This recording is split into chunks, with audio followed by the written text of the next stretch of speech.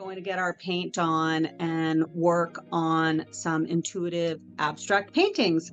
I am Pamela Bates, and we're going to work on both paper and canvas today. So let's have at it, tarot cards. And it's really just a way of kind of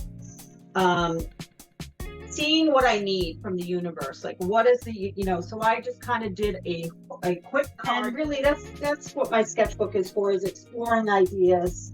And this one's blank. This is our page today. Allowing yourself to explore marks, also brushes. Every brush makes such a different mark. Just using this to get some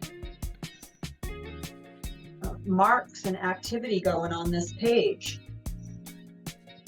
I'm actually going to use a different blue and just load it onto the card reins, because you discover different things. And if we are creating in a way where we're